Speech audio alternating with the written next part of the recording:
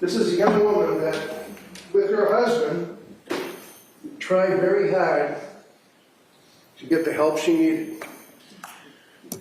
She went and saw a doctor by the name of, oh, by the way, remember in the opening, the government says she shopped around for doctors, I guess, that she wanted to get doctors to, I don't know, give her drugs or something.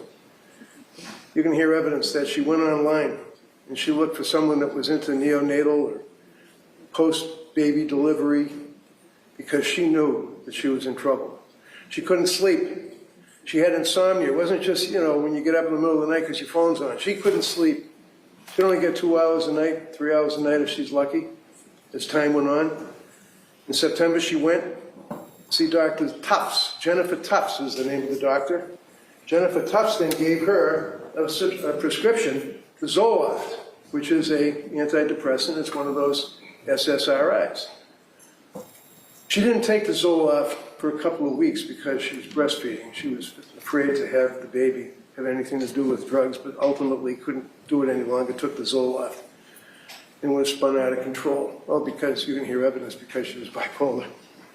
You don't give a bipolar person Zoloft, but she got it. You're going to see what the effect was that it had on her as that week went on, as that month drove on, and she couldn't sleep, and she was unable to emote, had no emotions, had no feelings, was unable to really react to anything, but had to take care of the kids. And as the government says, well, she was able to talk to people, she was able to talk to neighbors. Sure, you're going to hear, because they don't call them, we're going to call them. People that knew Lindsay as a mother, people that knew Lindsay, teachers of those kids will indicate what kind of a mother she was, as will neighbors, as will friends, as will people that saw her during that period of time. You're going to hear evidence from Patrick as to the effect that this sickness had on her. She was looking into it. You're going to see her Google searches. You're going to see her Google searches go on and on and on about how to take care of postpartum. What type of drugs? Can you become addicted to benzodiazepines? What about, is it possible to have a treatment, a ketamine treatment? What do I do as far as insomnia? What do I do about my thoughts to kill myself? Ways to kill. How do you kill? What do you do to kill? Government lashes onto that. Oh my God, she's looking up ways to kill. Let's make that a basis of our prosecution on this case. This is not a righteous prosecution. They're looking for every single piece of evidence that they can to show some ridiculous concept that she wanted to kill her beautiful kids because she didn't want to be a mother anymore. This is a woman that was a nurse. She worked for one of the best hospitals in the country. She was in a labor delivery. You're going to hear from labor and delivery nurses that will tell you how dedicated she was. Cora was named after the very, very first baby that she delivered as a nurse in the hospital. That's where the name Cora came from. Cora was named after her first delivery. This is a woman who did nothing in her life but dedicated her life to helping people and be a good person and a good nurse and a great mother. And as time went on, looking like anyone else would, please help me. That's what it's all about. Give me help. And people can say, well, the government will say, God, she was able to talk to people. She wasn't drooling. She wasn't putting tin foil inside of a hat when she was going to the schools. No, she was able to talk to people. We actually have, we meaning the government, we have video of her and Patrick and the kids at the Museum of Science, and they were actually having a good time. We also have video that shows them down at the Cape Cod, down the Cape, with the kids, and they're in bathing suits. I guess she was fine. She put on a pretty good face. So what does she do? She goes to see, September 12th of 22, she looked for a psychiatrist. That's when she hooks up, if you will, with Dr. Jennifer Tufts, early October of 22, initial appointment.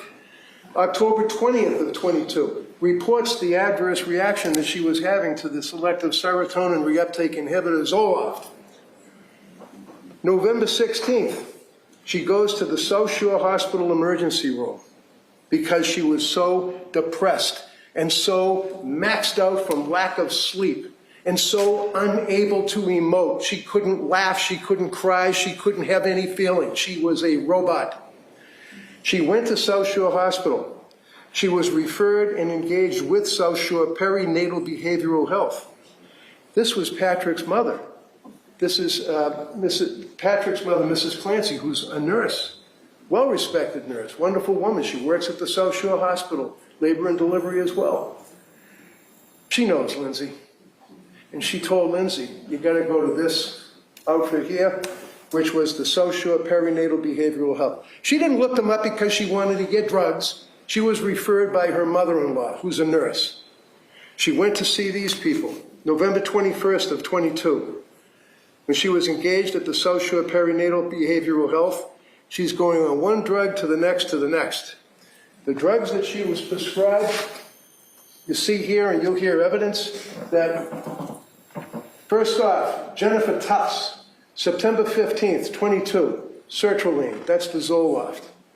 Then lorazepam, October 21st, Jennifer Tufts. Then hydroxyzine, Jennifer Tufts. Lorpazam, Jennifer Tufts.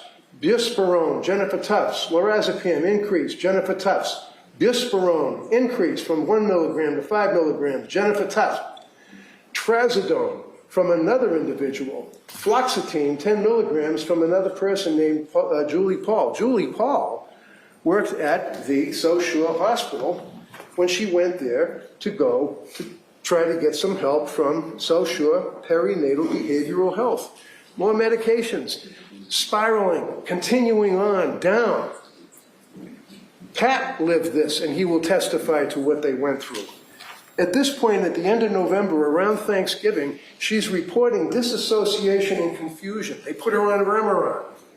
This is around Thanksgiving. Things were so bad at this point that her mother and father came up from Connecticut and lived with them to take care of the kids, to help, because she was walking around absolutely a zombie. She would rock on the sofa, crying hysterically, banging her head into the pillow of the sofa. Patrick will tell you what he observed with her. She dealt with her parents. Her parents were there to try to help. Is this someone that's faking because she doesn't want to be a mother anymore? The parents were there. Mother and father, wonderful people. Mother's retired. Dad took pictures of high school kids for yearbooks. They did what they could. Coming into December, after Thanksgiving, and they went, by the way, during the holidays, down to Connecticut at one point to visit with the family. But December 4th, she calls a suicide hotline seeking help.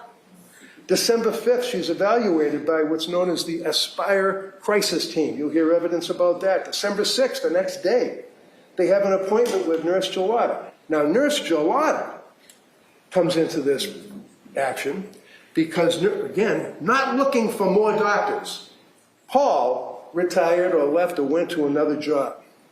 So all of a sudden, Nurse Paul, who was treating her and prescribing meds, leaves. Here's Nurse Gelada. She's now going to be your person you deal with. That's all. She wasn't looking for some other doctors to get additional medication. She now is dealing with Gelada. They have an appointment with Nurse Gelada. And Pat goes with her because he was so upset and says to Gelada, you'll hear evidence, do you think possibly that she's over-medicated? Do you think somebody screwed up? And she says, it's possible. And then she puts her on more medication. She puts her on, okay, December of 2022, you're going to see that Nurse Gelada, who is now on this chart, is in blue. Nurse Gelada puts her on quietapine, 25 milligrams, November 30th. December 6th, diazepam, 5. December 7th, diazepam. December 7th, quietapine. December 9th, diazepam, 5. December 13th, diazepam. And then she goes back to Jennifer Tufts because they just couldn't handle dealing with Rebecca Gelada because she wanted to wean off the drugs. Gelada told her to stay the course. She ends up going through the December 19th, 21st, 22nd, dealing with quietapine, 300 milligrams of quietapine. Now, what happens is they then suggest that what she has to do is go to Mass General Hospital. She goes to Mass General Hospital. At Mass General, they say, well, you can do like a day program, or you can go to this fantastic program down in Rhode Island called Women and Infants Program. So she goes to Women and Infants Program. She goes down for a day. She sits there in a group with other mothers and they talk. And they look at her medication and they say, you're going to see it in the medical records. We can't really help you as postpartum, and that's what they specialize in, because you've got medications that you're going to have to clear, because the medications can be affecting you. She was there for a day. One day. They never said anything. You're not suffering from postpartum. Postpartum, every one of these doctors and nurses knew that she was suffering from postpartum. And now it's turning into psychosis. Now as she goes through the period of time, in January 5, Aliyah Goodhart from McLean Hospital puts on trazodone, 50 milligrams, lorazepam, 1 milligram, leaving the hospital. She goes to that hospital on New Year's Eve. She and Patrick decide this is it. The two of them get in their car. Family takes care of the kids. She goes to the hospital. Now it's locked wards. She goes into the hospital. She's there for 4 days. During that period of time that she's there, she's in group. She doesn't see a doctor but once. There's no discussion of medications till the very end. You'll see the medical records. You can look at the medical records. You'll see that her daughter's birthday was coming up and she wanted to leave rather than the 5th on the 4th. This is not a discharge against medical advice. They cleared her. They said, yeah, fine, you're okay, good. Good luck, go home. She went home and she went to the birthday party. The government will have witnesses apparently to show that she was able to socialize, like, hi, how are you, at the trampoline where they had the birthday party for Cora. She's still living in a nightmare. During this period of time, January 9th, back to Jennifer Tufts, puts her on diazepam. Jennifer Tufts kicks up the trazodone to 150 milligrams. January 13th, you've got Rebecca Gelada, puts her on diazepam. And by the way, when she was down at Rhode Island in the nurse and babies hospital, not a hospital, it was like a service, the people that were treating her for that one day reached out to Gelada to find out what's up with the medication. Gelada never called them back. You're going to hear evidence, and it's in the medical records, that when she and Patrick called Gelada to say, I got to wean off this. She didn't want more drugs. She wanted off the drugs. Gelada says, stay the course. She's going on vacation. I'll see you in a week. Comes back in a week. You're going to see that now Jennifer Tufts puts her on the diazepam 2 milligrams on January 16th. Amitriptyline 10 milligrams, January 16th. Diazepam and diazepam between Tufts and Gelada. And the last script is diazepam 2 milligrams, January 23rd.